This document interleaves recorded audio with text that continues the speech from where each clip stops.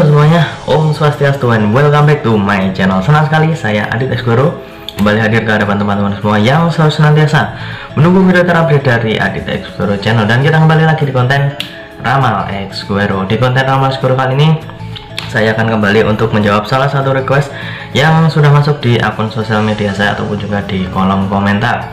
Hari ini saya akan mencoba membahas tentang Heiko van der Vecken karena ada beberapa request yang sebenarnya agak berhubungan dengan video saya yang sebelumnya tentang Rangga Azov, Heiko van der Vecken, dan juga tentang gosip yang melibatkan nama seorang Aurelie Moermans ya. Jadi saya akan mencoba untuk melihat dari sudut pandang seorang Heiko van der Vecken.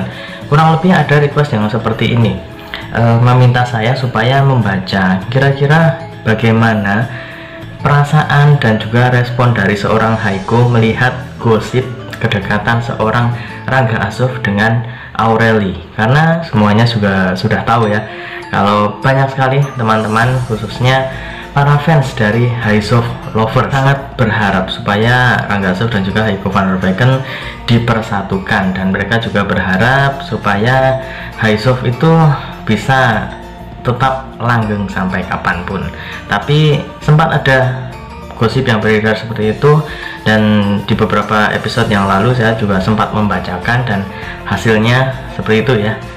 Kalian bisa cek saja di video yang sebelumnya.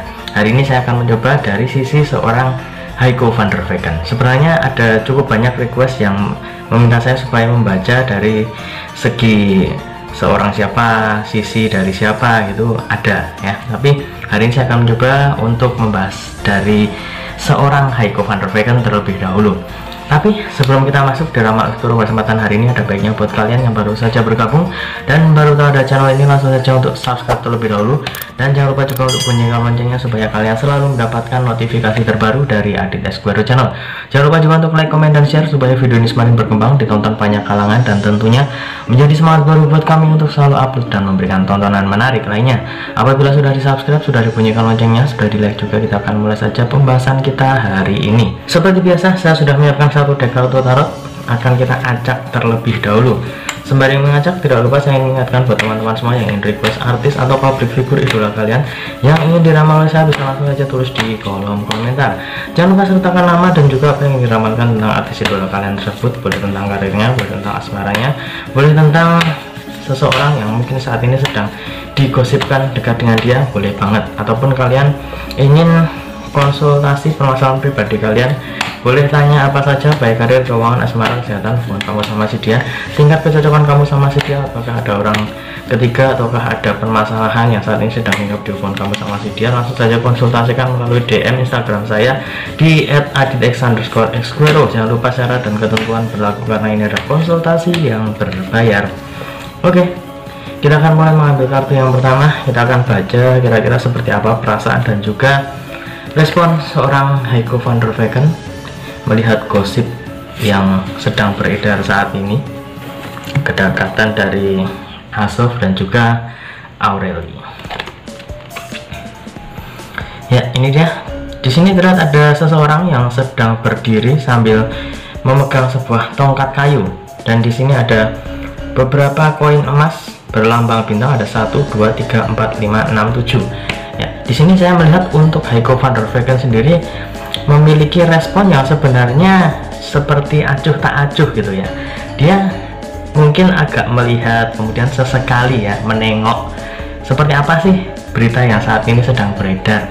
Oh, ternyata ada gosip yang seperti ini, ternyata ada berita yang seperti ini, dan di situ dia juga hanya seperti menelisik dan juga mengamati kira-kira sampai di mana berita ini, apakah keterlaluan ataukah hanya sebatas gosip-gosip biasa yang notabene mungkin itu adalah sesuatu yang lumrah di dunia entertain. Jadi di sini saya melihat ketenangan dari seorang Heiko van der Vecken, kemudian juga ada sesuatu yang membuat dia itu seperti percaya bahwa ya itu hanya sebatas rumor, hanya sebatas gosip belaka.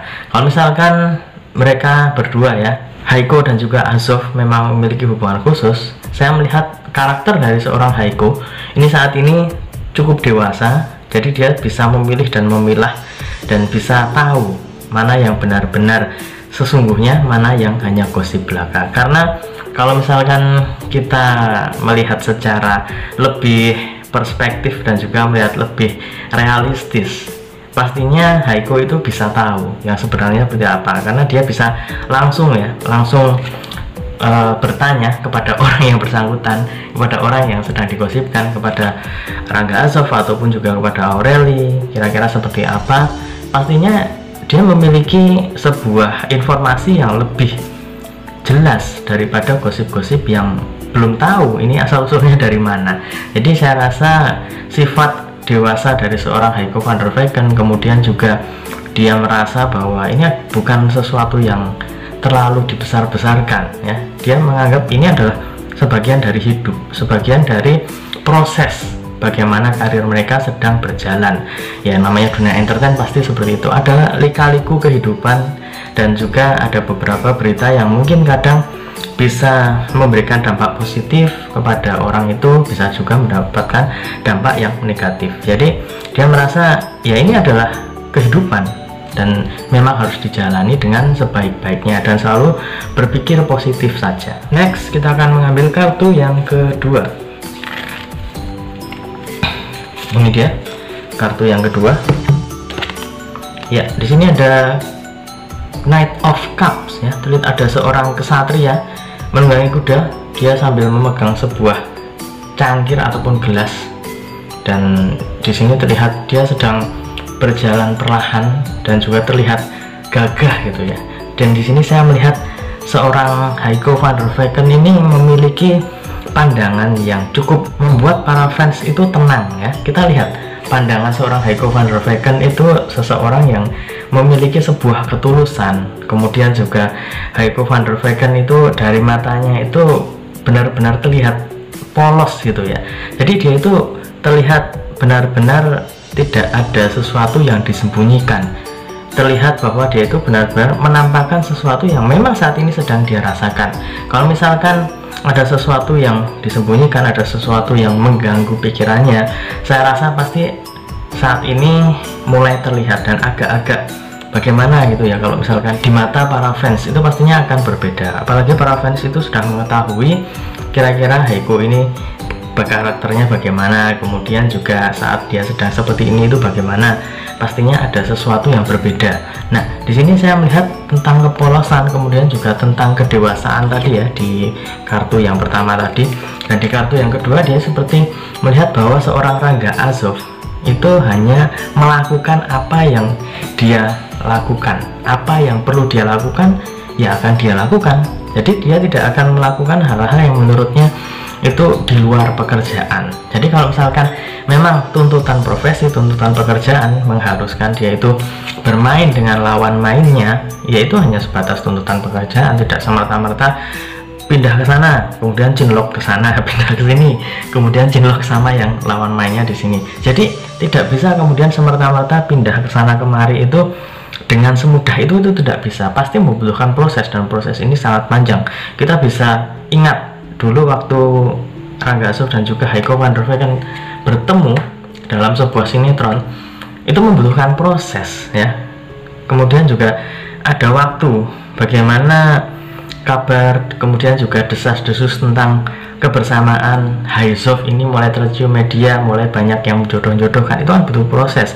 Jadi kalau misalkan terlihat foto yang mesra antara Rangga Azov dengan Aureli, saya rasa Heiko van der Weycken memiliki pikiran yang lebih dewasa dan lebih tahu ini itu porsinya seperti apa. Oh, ini masih sebatas pekerjaan, ini adalah sesuatu yang memang harus dilakukan, bukan semerta-merta ini adalah cinlok kemudian dijodoh-jodohkan kemudian jadian gitu. Enggak segampang itu ya. Jadi semua itu butuh proses dan Heiko itu tahu. Jadi saya rasa Heiko ini masih memiliki ketenangan dan juga kepercayaan kepada seorang Rangga Azov.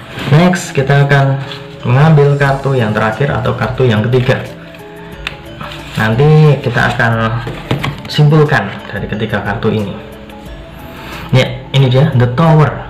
Di sini The Tower terlihat ada sebuah menara yang tersambar petir ya. Di sini terlihat ada beberapa dua orang ya. Terlihat ada dua orang di sini ya, jatuh dari menara. Di sini saya melihat bahwa desas-desus kemudian juga gosip yang saat ini beredar, saya rasa ini tidak akan terlalu lama untuk mengemuka. Di sini saya melihat ini hanya sebatas numpang lewat, ini hanya sebatas rumor belaka. Jadi mungkin bisa dibilang ini memang seperti proses dimana memang apabila suatu project yang di dalamnya ada seorang artis atau public figure yang memiliki fans yang cukup besar, kemudian juga disandingkan dengan seseorang yang notabene ini cukup menarik, dan juga ada momen di mana mereka berdua itu dipersatukan di suatu scene yang agak mesra, ataupun juga di suatu kesempatan yang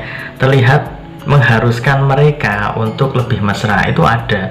Dan mungkin ada beberapa yang menganggap oh mereka serasi, mereka terlihat cukup cocok, kemudian mulailah ada gembar-gembor seperti itu. Tapi di kartu yang ketiga ini saya melihat gosip-gosip ini ataupun gembar-gembor ini terlihat tidak akan terlalu lama mengemuka.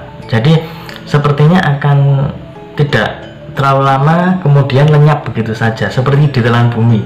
Dan apabila kita ambil kesimpulan dari ketiga kartu yang sudah keluar ini ya, saya rasa Heiko van der Weycken pasti akan memiliki pemikiran yang lebih dewasa lagi, kemudian juga anggapan bahwa seorang Heiko ini cemburu dan lain sebagainya.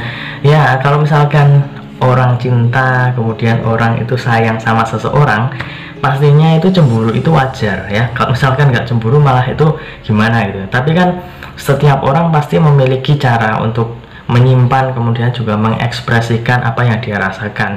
Dan di sini saya lihat kalau misalkan Heiko ini cemburu, ya dia hanya cemburu sebatas ya mungkin karena ada sesuatu yang membuat gosip ini mengemuka, kemudian juga mulai terbawa suasana. Tapi saya rasa Heiko ini masih tahu seorang Rangga Azov adalah seseorang yang profesional, jadi dia itu tidak akan mencampur adukan tentang pekerjaan dengan permasalahan pribadi ataupun tentang sesuatu yang mungkin notabene agak melenceng dengan pekerjaan ataupun dengan karirnya. Jadi saya melihat di sini untuk Heiko van der Weycken masih terlihat cukup tenang, kemudian juga mulai menunjukkan kedewasaannya. Kalau misalkan benar-benar memiliki hubungan khusus dengan Rangga Azov, dia melihat ini tuh hanya sebatas perputaran kehidupan. Ada titik di mana Azov ini sedang diberitakan.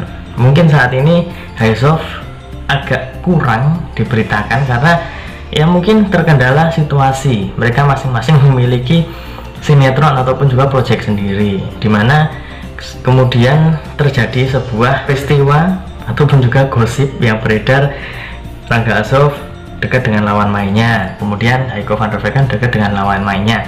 Tapi sampai hari ini saya melihat masih belum ada tanda-tanda gosip-gosip tersebut itu menjadi kenyataan.